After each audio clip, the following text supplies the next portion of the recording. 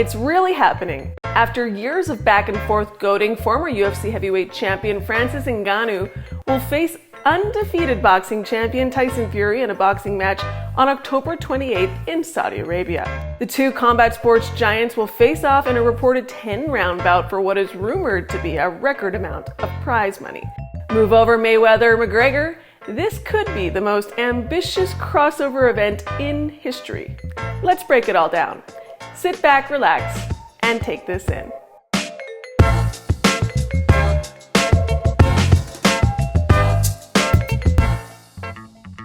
A matchup between a boxer and an MMA fighter is hardly a novel concept. Back in 2017, Floyd Mayweather came out of retirement to face Conor McGregor in the ring, and in doing so earned a cool $275 million, the single biggest payday in the history of sports. That fight generated 4.3 million domestic pay-per-view buys and more than 600 million in total revenue, so it was basically a given we'd see the crossover strategy repeat itself at some point in the future. And Ngannou presents the perfect opportunity. Ngannou's backstory seems tailor-made for a fight like this. Ngannou was born and raised in rural Cameroon, where he dreamed of becoming the next Mike Tyson. By the age of 22, he had made the journey to Europe and was living on the streets of Paris when he was introduced to famed MMA coach Fernand Lopez, who convinced him to try MMA. A star was born. Ngannou has a 17-3 record in mixed martial arts and earned the UFC heavyweight title in March 2021 by knocking out Stipe Miocic. He successfully defended the title in a decision over Cyril Gane, a feat he achieved on a torn ACL. And Ngannou packs a punch. 11 of Ngannou's 12 UFC wins ended in stoppages. Just Google his bouts against Alistair Overeem, Cain Velasquez, and Junior Dos Santos if you want to confirm.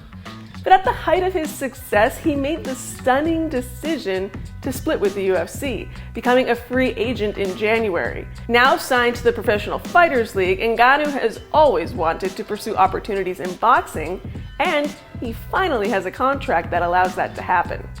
He has a grand total of 0 boxing matches to his name, but he's been adamant that he'll only fight the best. And it's hard to have a conversation about the best in boxing without mentioning Fury, who has always been Ngannou's opponent of choice. With a 33-0-1 record, including 24 knockout wins, Fury is the #1 ranked heavyweight in boxing and the WBC heavyweight champion. Most recently, Fury was supposed to fight Ukrainian Alexander Usyk, the IBF, IBO, WBO, and WBA champion, in a fight that would have determined a true undisputed champion in boxing's bellwether division, the first in more than 20 years.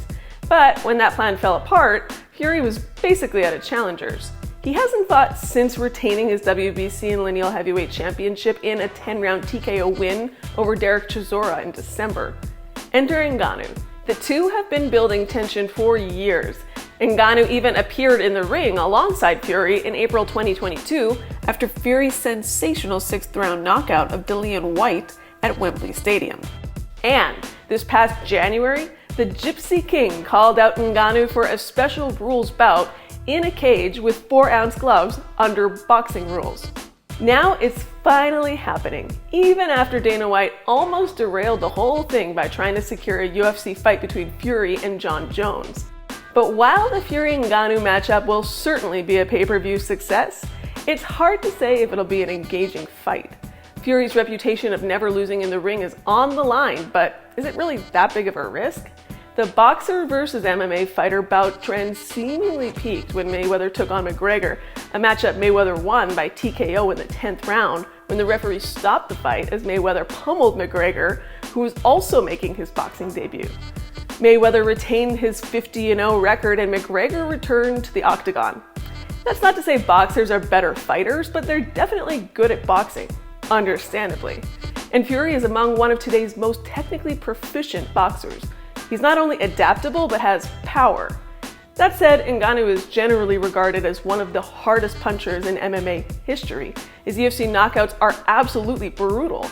And in 2018, he actually broke the world record for the hardest ever punch with his overhand right. So maybe he has a chance.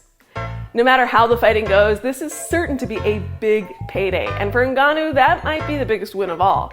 He openly feuded with UFC about money matters in the past, Notably, he objected to how the UFC locks athletes in for years, controls when they fight, and does that while maintaining their fighters are independent contractors.